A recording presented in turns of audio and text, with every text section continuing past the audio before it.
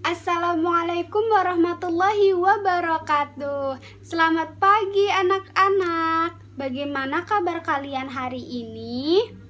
Alhamdulillah masih beriman. Allahu Akbar. Alhamdulillah ya. Sebelum memulai pembelajaran hari ini, alangkah baiknya kita membaca doa terlebih dahulu. Siapa yang ingin memimpin? Oke, Dani, ayo memimpin doa. Mulai. Bismillahirrahmanirrahim. Baik, Ibu akan mengabsen terlebih dahulu ya. Dani, Cynthia, Anggi, Panjul. Siapa yang tidak masuk hari ini? Siapa? Ica. Oh, kenapa dia? Sakit. Semoga cepat disembuhkan ya. Nah, coba kalian perhatikan di sekeliling kalian. Apakah sudah bersih dan rapi? Kalau sudah, berarti kalian sudah siap untuk belajar. Nah, hari ini kita akan belajar tema 7 tentang peristiwa dalam kehidupan dan subtema 1 tentang peristiwa masa penjajahan. Nah, dari tema tersebut kita akan mempelajari bangsa-bangsa Eropa yang pernah menjajah Indonesia dan faktor-faktor penyebab bangsa Indonesia dijajah. Nah, sebelum itu Ibu ingin bertanya sama kalian ya. Apakah ada yang tahu bangsa apa saja dan negara apa saja yang pernah menjajah negara Indonesia? Siapa yuk? Ibu pengen lihat, ayo siapa? Oh, Cynthia, apa itu? Betul sekali. Ada Spanyol, Portugis, Jepang, Belanda, dan Inggris. Tuh ya. Kita lihat gambarnya. Nah, ini lambang-lambangnya ya. Oh iya, apakah ada yang tahu berapa lama Belanda menjajah Indonesia? Ada yang tahu? Belanda menjajah Indonesia selama 350 tahun. Wah, nggak kebayang ya, lama sekali. Dan Ibu punya satu lagu tentang Ibu Pertiwi kita, yaitu judulnya Tanah Airku. Oke, kita nyanyi bareng-bareng ya. 1, 2, 3. Tanah airku tidak kulupakan, kan terkenang selama hidupku.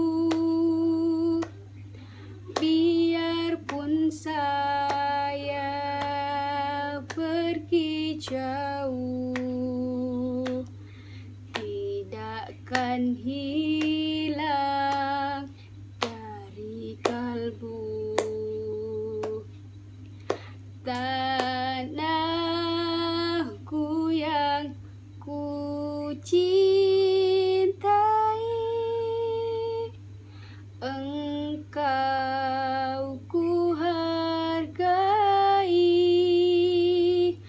walaupun banyak negeri ku jalani, yang masyhur bermain di kata orang, tetapi kampung dan rumahku, di sanalah ku rasa senang. Tanahku tak ku lupakan, engkau ku banggakan. Hore! Itu lagu tentang tanah airku. Nah, tadi Ibu sudah katakan ya, kita akan mempelajari tentang peristiwa masa penjajahan. Yang pertama, kita akan bahas tentang negara-negara yang pernah menjajah bangsa Indonesia. Yang pertama itu ada Portugis, Spanyol, Inggris, Belanda, dan Jepang. Nah, ini lambang-lambangnya. Nah, Portugis itu datang ke Indonesia pada tahun 1511 sampai dengan 1512. Akan tetapi, pada tahun 1511 Portugis itu sampai di Malaka. Nah, Malaka itu termasuk Malaysia ya, bukan Indonesia. Kemudian mereka melanjutkan perjalanan ke Indonesia dan setelah itu mereka sampai di Malaka pada tahun 1512 untuk menjalani hubungan perdagangan. Lalu selanjutnya pada Spanyol. Spanyol itu datang ke Indonesia dipimpin oleh Kapten Sebastian Delcon.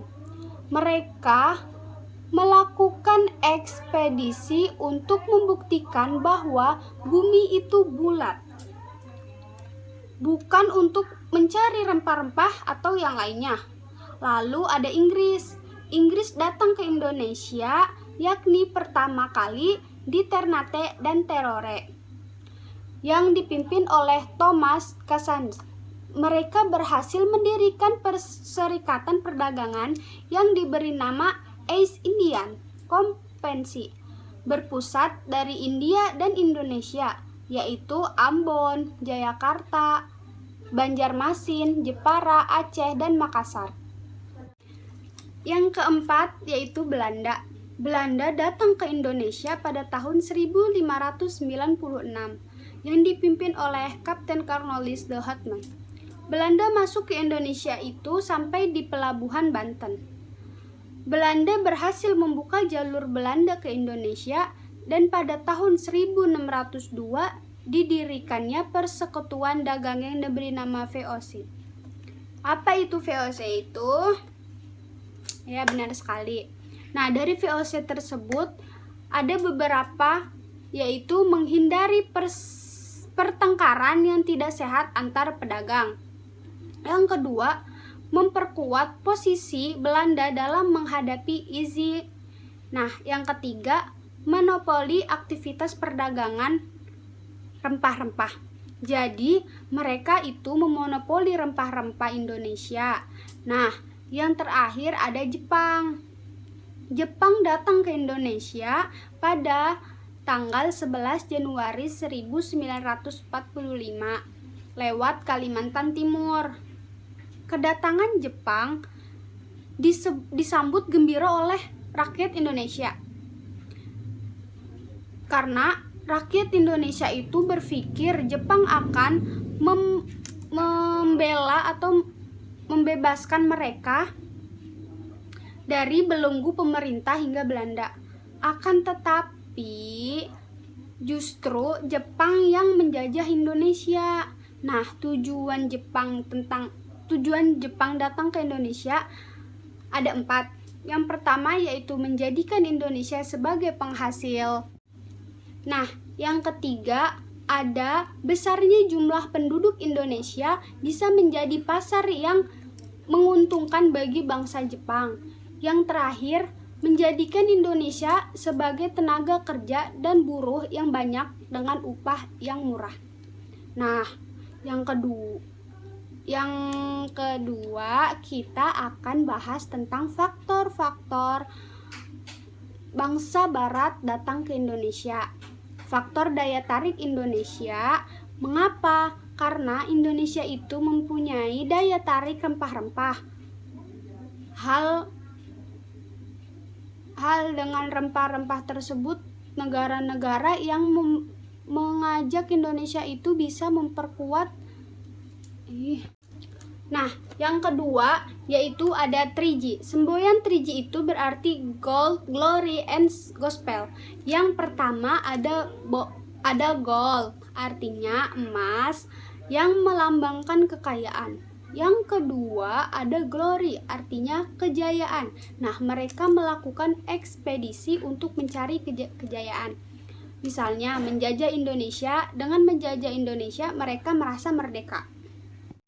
Yang ketiga ada gospel, yaitu keinginan untuk menyebarkan agama-agama Nasrani. Kenapa? Karena sebagian besar negara Eropa itu menganut agama Kristen. Nah, jadi mereka ingin menyebarkan agamanya di Indonesia, yaitu agama Kristen. Nah, yang terakhir yaitu revolusi industri. Revolusi industri ini pendorong datangnya bangsa Eropa itu ke Indonesia.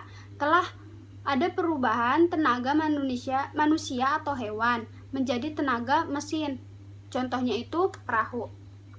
Melakukan perjalanan yang tidak menggunakan tenaga manusia atau hewan.